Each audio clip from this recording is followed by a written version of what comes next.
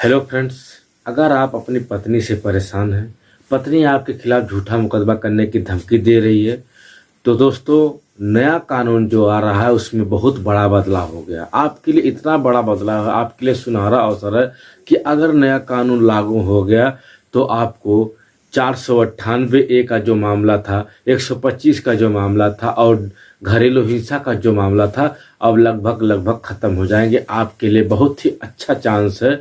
अगर ये कानून आ गए तो आपको इन सभी से निजात मिल जाएगी और जो भी आपके खिलाफ अनावश्यक कार्रवाई होती थी आप उससे बच सकते हैं। चलो दोस्तों, इस वीडियो के अंतर्गत हम समझेंगे क्या क्या बदलाव हुए हैं इन सभी सेक्शनों के बारे में। भारतीय सुरक्षा संहिता, भारतीय न्याय नागरिक सुरक्षा संहिता में क्या क्या बदलाव हुआ है, इस वीडियो के अंतर्गत हम पूरा डिटेल समझने वाले हैं। तो दोस्तों वीडियो को शुरू करते हैं। मैं जानकी निषाद आप सभी के अपने पसंदीदा YouTube channel law education GK में स्वागत करता हूं। दोस्तों अगर आप हमारे चैनल पर नए हैं तो चैनल को सब्सक्राइब कर लीजिए। चलो दोस्तों वीडियो को शुरू करते हैं। दोस्तों अगर पत्नी आपके खिलाफ झूठा मुकदमा करने की तैयारी कर रही है, धमकी दे रही है, तो इंतजार कर लीजिए। दिक्कत नहीं है, नया कानून आने वाला है, सब कुछ आपका मैटर सॉल्व हो जाएगा।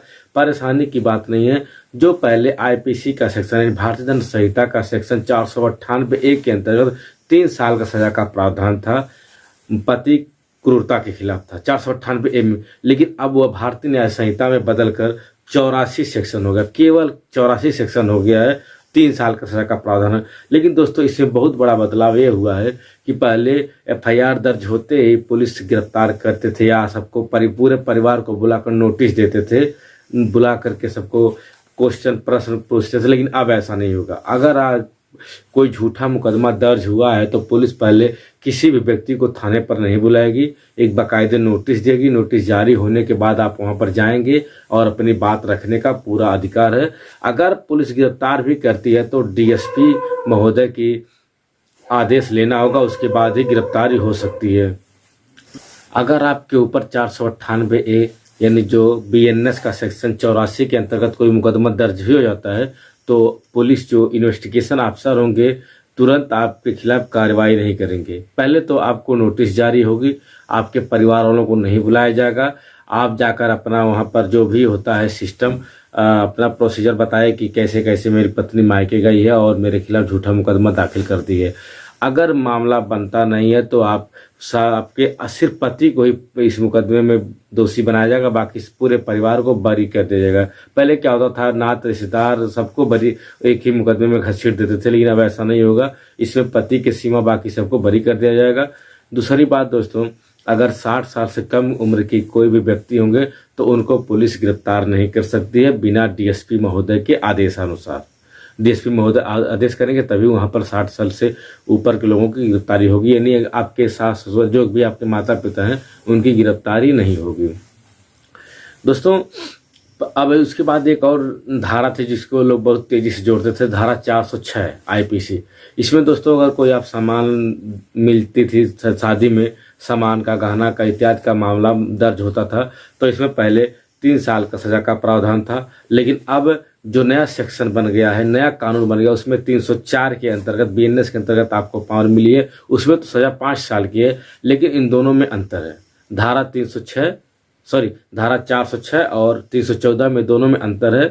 पहले क्या था, पति को साबित करना पड़ता था कि मैंने सामान लिया कि नहीं लिया, लेकिन अब जो नया कानून भारतीय न्याय संहिता के अंतर्गत अब लड़की खुद साबित करेगी कि मैंने इसको सामान कहाँ दिया, क्यों दिया, कैसे दिया, पूरा डिटेल अब लड़की को ही साबित करना होगा। इसलिए यह भी आपके लिए एक रामबाण हो गया है कि अब आप टेंशन मुक्त हो जाइए। 406 के जो धारा बनती थी अब 314 हो गई है बीएनएस की। आप टेंशन मत लीजिए, वो लड़की खुद साबित करेगी। उसका वार्डन जो प्रूफ करने का भार है उसके ऊपर लड़की के ऊपर रहेगा।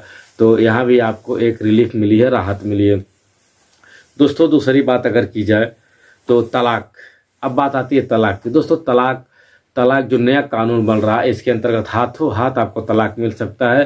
पहले क्या होता था, म्यूचुअल डाइवोर्स दाखिल करते थे तो 1 तारीख को हाजिर होते थे, फिर नहीं हाजिर होते थे, फिर रजिस्ट्री से पैरवी, सम्मन से पैरवी, अखबार वगैरह सारी प्रोसीजर करनी पड़ती थी। लेकिन अब कानून के अंतर्गत अब ऐसा नहीं होगा। इसके लिए मैं अलग से वीडियो बना दूंगा। अगर आप चाहते हैं तलाक के ऊपर वीडियो बनाने के लिए तो आप मुझे कमेंट कर सकते हैं।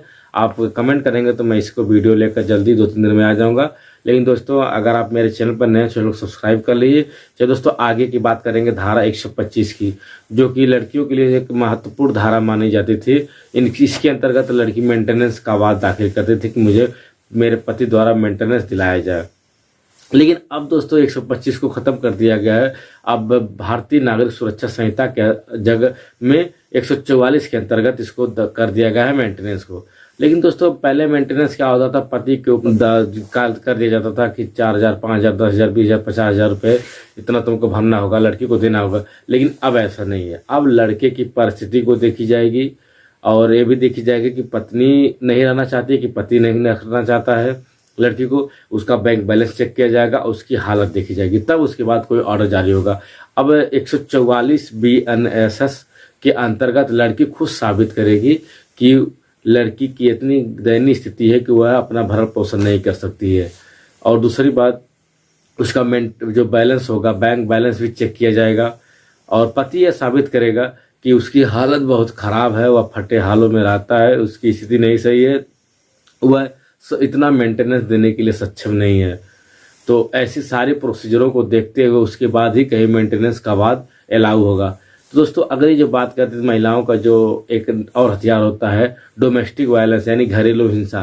दोस्तों घरेलू हिंसा का भी मामला तेजी से उभरता हुआ नजर आता है। इसमें पति को भी अधिकार है कि अगर आपकी पत्नी आपके साथ घरेलू हिंसा करती है तो आप उसके खिलाफ वाद दाखिल करवा सकते हैं अपनी माँ और बहन के साथ। लेकिन दोस्तो98 जो नया कानून है उसमें कोई भी खास चेंजिंग नहीं हुआ। पहले भी 1 साल की सज़ा थी, अब भी 1 साल की सज़ा है। तो कुल मिलाकर के दोस्तों आपको 498 में भी रिलीफ मिल रही है, 125 में भी रिलीफ मिल रही है और तलाक में भी रिलीफ मिल रही है।